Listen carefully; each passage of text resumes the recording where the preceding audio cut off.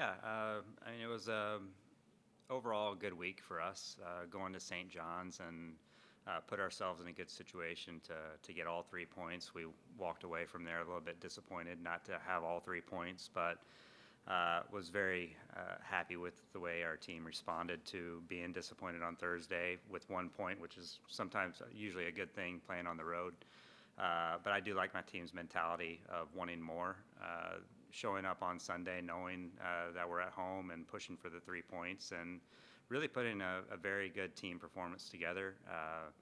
Scoring 2 goals, getting a shutout at home is something that we'll take a lot away from, a lot of confidence from, and not getting too high. Really just looking at our next opportunity to get more points this week.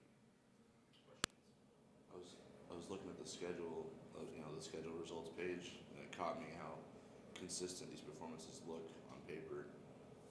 Outside of the last 5 seconds against St. John's, you're not very far away from four straight 2-0 results. Right. How does it feel like when those performances are done? Does it all feel like you guys are like sustaining a level of performance that you feel like breeds success? I think we're looking to get better at what we're doing. Even with some of the 2-0 results, we're looking at things that we can do better to be a little bit more consistent and not give away any of those chances to the team to allow them back in. But yeah, it's you build on every win. Having a winning attitude, you have to win, and you have to feel it, and you have to feel that confidence of you're doing something right, and you need to continue to do those things, but try to get better at those in those areas. And I'm happy with the response for how we're moving into each game and our attitude going into each game. 4 matches unbeaten now. What's kind of been the difference from the first 2 matches in league play to these last 4? When you look at those first 2 matches, we did a lot of great things and just came out behind. And it's really the game of soccer. Sometimes you just get unlucky.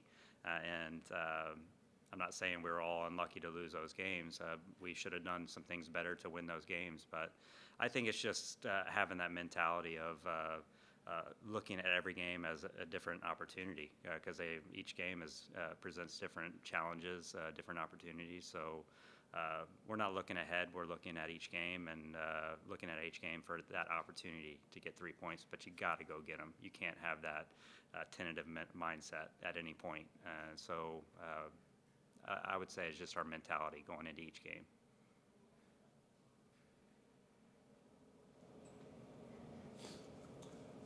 You guys are back, I guess. You're gonna have a different kind of week than you had before with just the one and then the bye. What can you do in training to accentuate maybe some of the things that you're doing well with the extra time that you'll have on the training field? Yeah, we'll look at what we need to get better at and more consistent at after this game on Thursday. We're really focused on doing what we need to do to be ready for Thursday.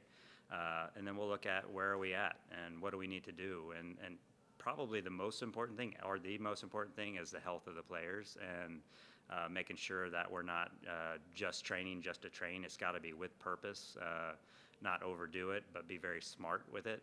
And we want to take advantage of that time to get our players healthy, ready, energized to close out the Big East very strong.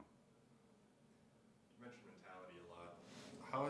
Where has that change kind of come about this year compared to the past couple of seasons? Where have you seen that specifically change among this group?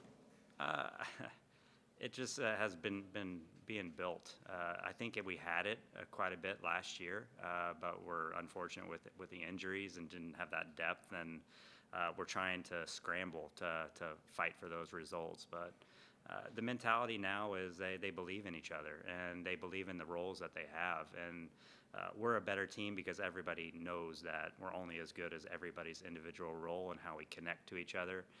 And they feed off that. And I think that's what you're seeing as the team grows. It's because they're being more connected, and the players coming onto the field know their role and know that they have to fill that role and be efficient and successful in that role for us to be as good of a team as we can be. So it's probably just a full team mindset and being bought into doing the small things really well and taking pride in that. In 2020, you guys got on a roll like this too. Made the Big East tournament, went to the wire with Georgetown at their place. Last year was obviously very unusual with the level of players that went down. But it seems like this group kind of models that fierce competitive nature that you exhibit, that you're looking for. Mm-hmm. Was that intentional when you identified these players in scouting and recruiting? Did you look for that specifically, Yeah. or did you just kind of? Yeah, you got to have winners. You got to have players that take pride in doing what it takes to win and compete. And so I think anytime we're looking for our players, our future players coming in here, they have to tick that box. They have to be very competitive and want more and want to raise standards and want to fight for championships and want to do what it takes to fight for championships. You can always say you want to do it, but you got to do it. You got to do the things that help you get there and help you be more consistent. So, yeah, I mean, this is a group that is very capable of winning each game that we're going into, and very capable of continuing this role. We believe in ourselves, but it's not something we're complacent about. It's not something that we just think is just going to happen. And just because we've won these games that we will walk out on the field and it's going to happen, we got to do it. We got to raise our standards. And that's our message to our team. That's what they're doing. That's how they're training out there today. And they want to get better. And they want to raise the standards. They want to do what it takes every game in the Big East, which is not easy to get points. In some kind of way raise your excitement level to coach them, knowing that you can push them to places that that maybe most people wouldn't be comfortable going, and because you know how competitive they are and how much they want to win. Yeah, it's a group that you really can push, but more so they're pushing themselves. You really don't have to nudge them too much. But we hold each other accountable. You have to do that. You have to look at the little things that we can do better to continue to get results. And the only way you do that is you're honest and you look at your own individual performance. And for us as a staff, what can we do better to push them to get more out of them? And that's what we're always doing. And so, yeah, it's a fun group to coach. Just training out there, you can see smiles on faces, and it's not only when you win that this group does that. It's something that they're pretty consistent at putting the work in, and knowing it takes that mentality. It shows you. Laura got really mad when we brought up St. John's yesterday. Like, is she still smarting from? In the past, one point at St. John's is like, you're it's a happy bus ride to the hotel and a flight home, and she was very matter of fact in saying that we're not looking for results, we're looking for wins.